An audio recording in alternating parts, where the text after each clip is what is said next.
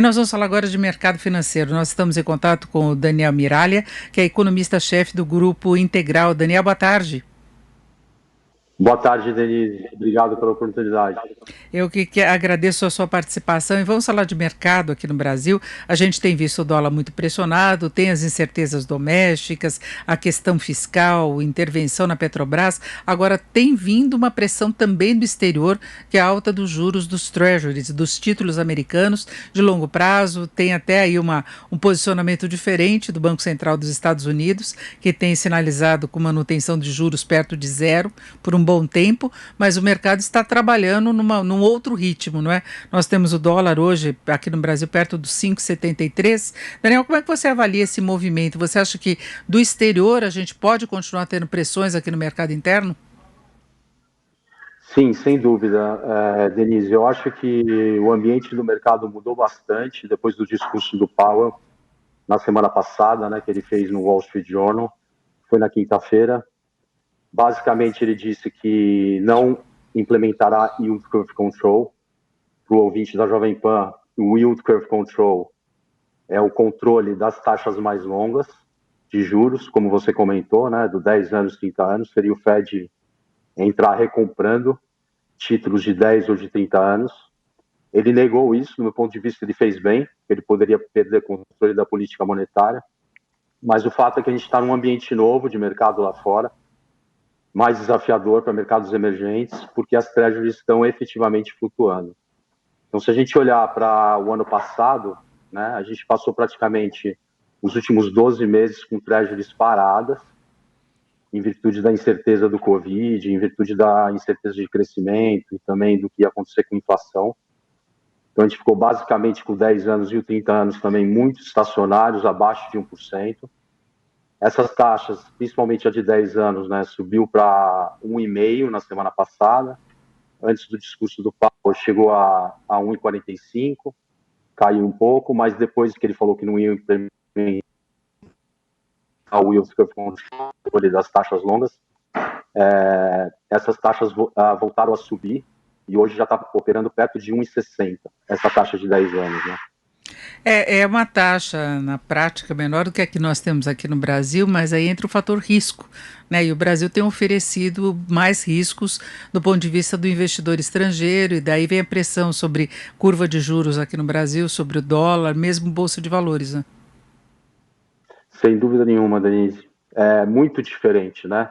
Os Estados Unidos emite a moeda de reserva do mundo, que é o dólar, né?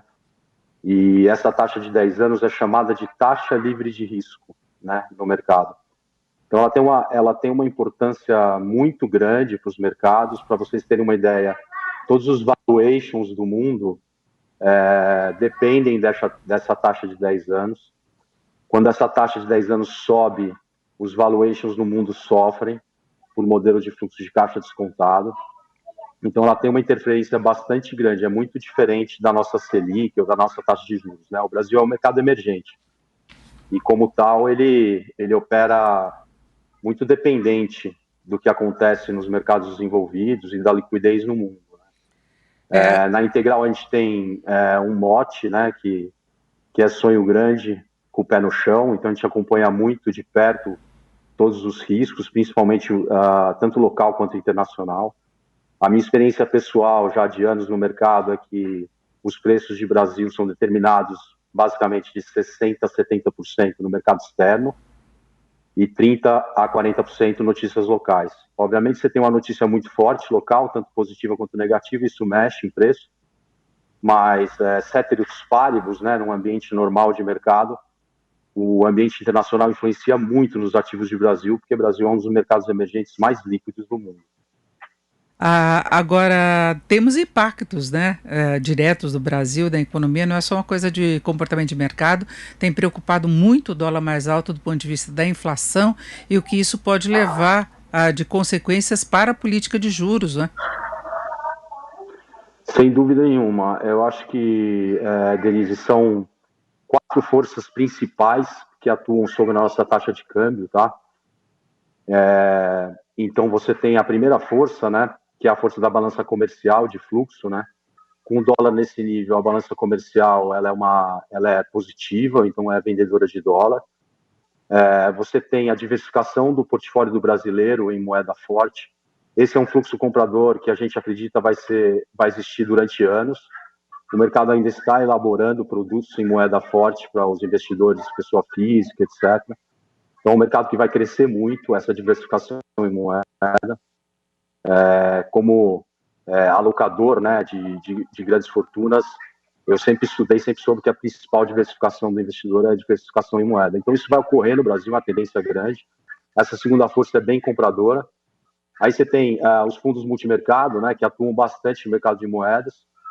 Em geral, quando eles tomam risco na bolsa, eles estão comprando dólar junto, atualmente, para fazer o hedge. Então, é uma força basicamente compradora também.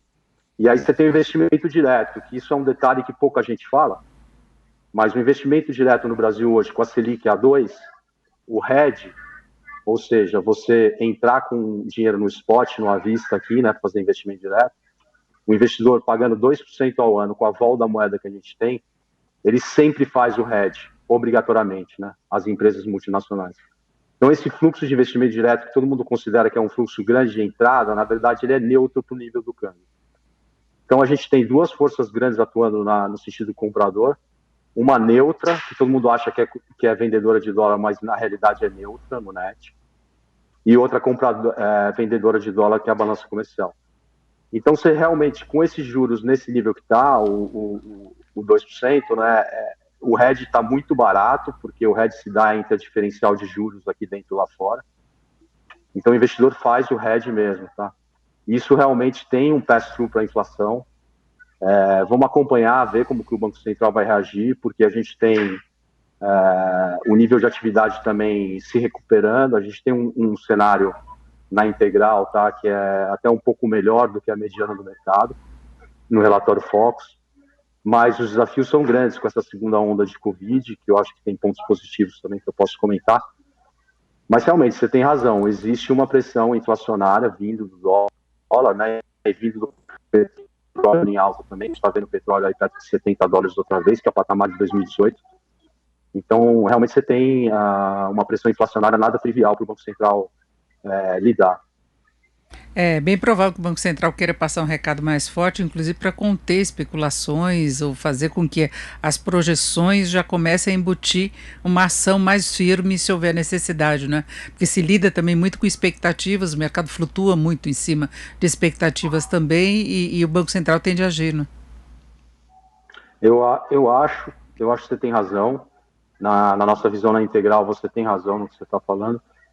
Eu só destaco que movimentos, por exemplo, como o de hoje, tá, Denise? Onde você tem o DXY, né? O que é o DXY para o ouvinte da Jovem Pan? O DXY é uma cesta de moedas fortes contra o dólar. E o que está acontecendo é que desde o início da semana passada até hoje, o DXY saiu de 90 e ele está operando a 92,5. Então o dólar está ganhando força no mundo, não só no Brasil.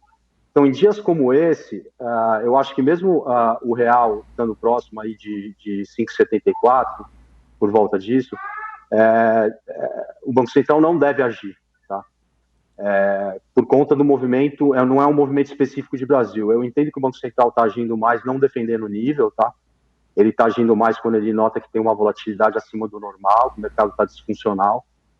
Então, por exemplo, num dia como hoje, a gente tem que olhar muito isso, né? Na integral, a gente olha muito as coisas dedo no pulso, tentando enxergar exatamente o que está acontecendo no mercado. E hoje, por exemplo, é um dia que eu não acho que ele vai entrar, não. Mesmo com o câmbio estando um pouco mais pressionado. Porque aí na contramão do mundo, né? Isso. Exatamente. Bem, nós conversamos aqui com o Daniel Miralha, que é economista-chefe do Grupo Integral. Daniel, muito obrigado, uma boa tarde. Eu que agradeço, Denise.